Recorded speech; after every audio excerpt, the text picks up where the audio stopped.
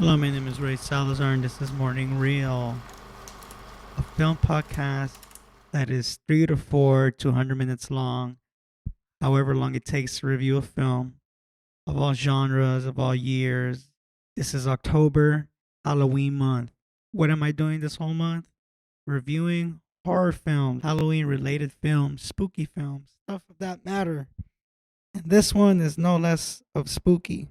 I got the Blair Witch Project, directed by Daniel Myrick and Eduardo Sanchez, written by the both of them, produced by Greg Hale, Robin Cowie, cinematography by Neil Fredericks, edited by Daniel Myrick and Eduardo Sanchez, music by Tony Cora.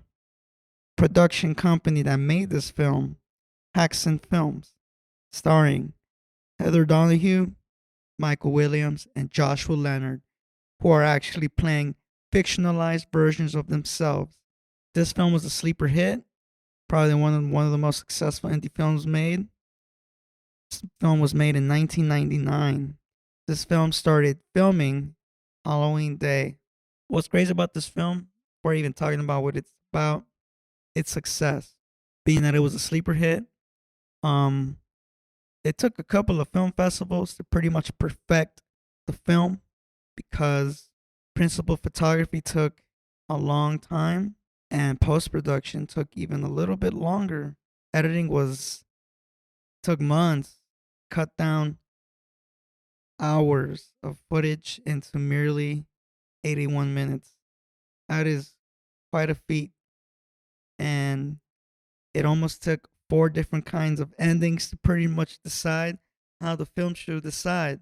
But looking at the film, people in Sundance loved this film, which is the reason why this film was, you know, brought upon a bigger light into theaters and home media, home video, you name it. Now, this film is very simple. It's about three student filmmakers. They want to make a journalistic type of short film about the Blair Witch. That is a folk tale that is in the Black Hills near Burkittsville, Maryland. Now, what's funny is that this film came out in 1999, but in the film, all the action took place in 94. So, it gives you that dated feeling like, ooh, this happened not too long ago. And now these three filmmakers, they go to the woods, they get too deep into some shit, and they get lost and they are never seen again. Partially why they are never seen again is because it is possible through what we saw in the film. The Blair Witch took them or something related to the Blair Witch. We don't know, but fuck shit happens. And what's great about this film is the level of fuck shit, you know, the way it raises and declines. It adds a lot of stress and suspense, not only to the audience, but to the characters themselves because they don't really know what's going on. They they don't want to really believe that what's happening to them it is a complete supernatural activity. But they're going through it because they're lost in the woods. There's no way to get back home. And crazy is that all the action is coming from these three characters. There's really nobody else involved except for the people that they talked to, as interviews in regards to the story of the Blair Witch. It's a good script. It's plain and simple. They get lost. One is very big headed.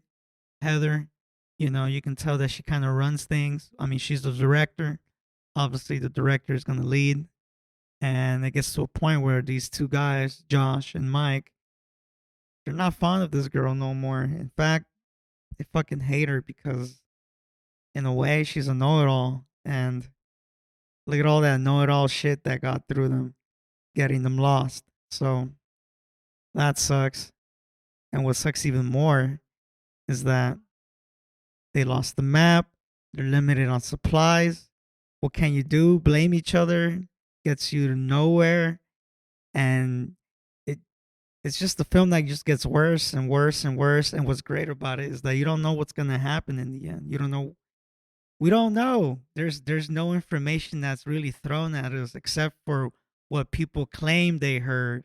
Which is crazy in itself because it's really all speculation. You don't really know what's really true or not.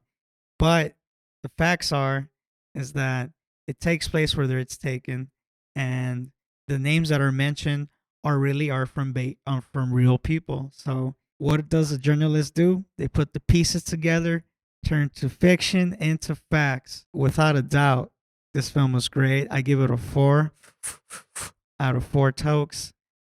This film is very suspenseful. It's very scary. I would recommend watching this film in high volume because there's no jump scares or any bullshit like that, but the fact that you hear these eerie sounds, the fact that you hear natural woods type of audio playing as a background because they are in the woods, but I feel like they amp it up just a little bit because that's all you can really get out of this. Like if you hear something else besides the woods, you're into some shit, dude. You're into some deep shit that you don't even want to be in. And we can see how they are just frustrated. We see how crazy they get. You see how they just turn on each other, and at some point they don't really kind of give a fuck, man. And obviously it's all fiction, it's acted, but it looks so real, especially the style of the camera, the style of the way it's shot. It's shot like a home video. Obviously, it's very cinema verite. There's no like all these shots are planned, right? But they do such a good job to make it look like they are unplanned, to make it look amateur.